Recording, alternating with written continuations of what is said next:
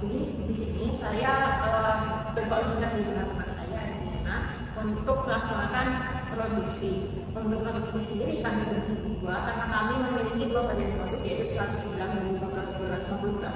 Untuk Priscilla sendiri melakukan produksi untuk yang 100 gram dan saya menginput untuk transaksi yang 250 gram.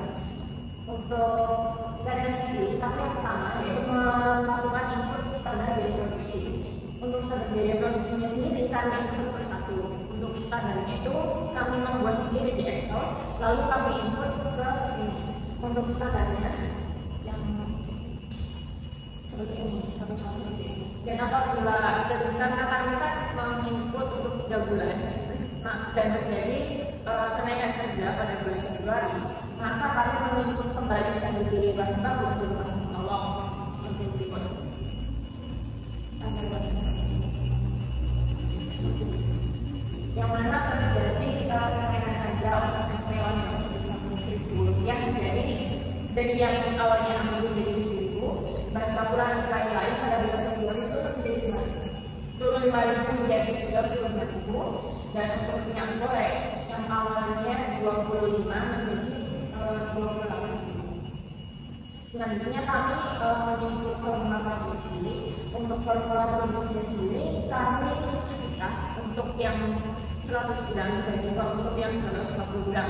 Juga kami pisah untuk masing-masing dokumen. Jadi ada dokumen 1 untuk varian 250 gram, dokumen 1 untuk varian 100 gram seperti itu. Itu merupakan hasilnya. Itu merupakan hitungan biaya overhead. Untuk biaya overhead produknya sendiri, karena kami melakukan karena kami melakukan satu produksi, untuk kali produksi itu langsung varian 100 gram dan juga 250 gram, kami mengalokasikan biaya sebesar 40% itu di 100 gram dan juga 60% di 250 gram. Seperti itu. Selanjutnya setelah membuat formula produksi, kami melanjutkan ke rencana produksi. Untuk rencana produksi ini, kami ingin menyatakan pada produksi yang batch yang pertama, apakah produk yang akan kami hasilkan. Seperti itu. Selanjutnya adalah perintah kerja. Pada bagian ini, kami menginput rincian biaya, rincian bahan baku atau penolong yang digunakan untuk memproduksi. Lalu kami merencanakan tanggal produksinya, lalu kami mengestimasi kapan selesainya.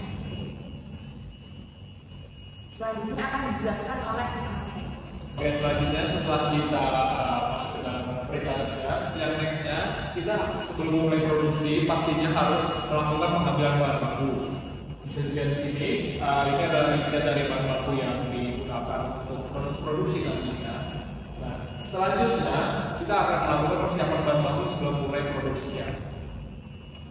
Itu untuk mengambilnya ya sesuai dengan yang pengambilan bahan baku, lalu di pada bagian produksi tinggal persiapannya. Lalu untuk nextnya langsung masuk ke tahapan proses. Untuk tahapan proses sendiri ini kita harus membuat dua perintah di sini ketika mulai dan juga ketika selesai nantinya. Dan juga setelah tahapan proses setelah dilaksanakan kita langsung melakukan penyelesaian barang di sini untuk memastikan bahwa proses produksi itu telah benar-benar selesai terjadi. Lalu setelah kita melakukan proses produksi secara utuh dari awal sampai ke penyelesaian barang jadi tadi, yang pastinya untuk terakhir itu kita harus mengalokasikan biaya produksinya. Untuk di perusahaan kami sendiri, kami mengalokasikan biaya produksinya atau menganggarkannya itu di akhir periode, dan ini bisa disesuaikan dengan perusahaan masing-masing. Untuk caranya, kita bisa masuk pertama ke bagian pembayaran terlebih dahulu, yaitu melakukan pembayaran. Jadi kita harus menghitung tentang biaya produksinya itu apa saja per departemennya, dan di total dan juga akun-akunnya apa saja yang harus kita bayarkan di sini. Lalu kita masuk ke bagian alokasi biaya produksi untuk benar-benar mengalokasikan biaya produksi. Baik, selanjutnya di sini saya akan menjelaskan terkait bagian terkait biaya. Baik, selanjutnya kami di sini akan menjelaskan terkait varians. Jadi untuk variansinya sendiri ialah varians harga pembelian. Untuk varians harga pembelian itu terjadi pada pada bulan Februari dan juga bulan Maret karena terjadi kenaikan harga bahan baku dan juga bahan baku pada bulan Februari dan juga Maret. Untuk nominalnya sendiri seperti yang saya mention sebelumnya, untuk yang standar ialah 6.000 untuk yang tempe, untuk bahan baku lain-lain standarnya adalah 40.000, untuk minyak adalah 25.000. Sedangkan pada bulan Februari dan juga Maret terjadi kenaikan sebesar 7.000 untuk tempe, 35 penurunan sebesar 5.000 untuk bahan baku lain dan juga minyak kenaikan sebesar 20.000. Jadi untuk variasinya sendiri, untuk yang tempe itu unfavorable atau tidak menguntungkan karena terjadi kenaikan terjadi kenaikan harga. Dan untuk yang bahan baku lain favorable atau menguntungkan seperti itu. Dan untuk yang minyak itu tidak menguntungkan karena terjadi kenaikan. Baik, selanjutnya di sini saya akan menjelaskan terkait laporan HPP.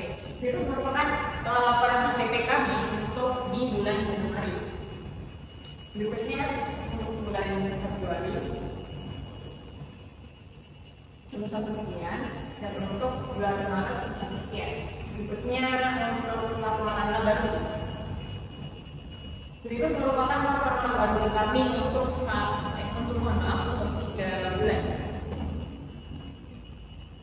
Baik, selanjutnya di sini saya akan menjelaskan terkait HPP. Untuk harga untuk HPP itu kami peroleh dari bahan baku langsungnya, total dari bahan baku langsung yang dipakai, lalu ditambah dengan biaya yang lain seperti biaya overhead tetap, biaya overhead variabel dan juga PDKM atau biaya tenaga kerja langsung. Berikut merupakan total harga pokok produksi pada bulan Februari. Selanjutnya untuk bulan Februari sekian, lalu untuk bulan Maret sekian. Lalu untuk beberapa pembantunya kami dalam laporan pembantunya dijumlahkan dan akhirnya diperoleh sebesar 26.900 sekian.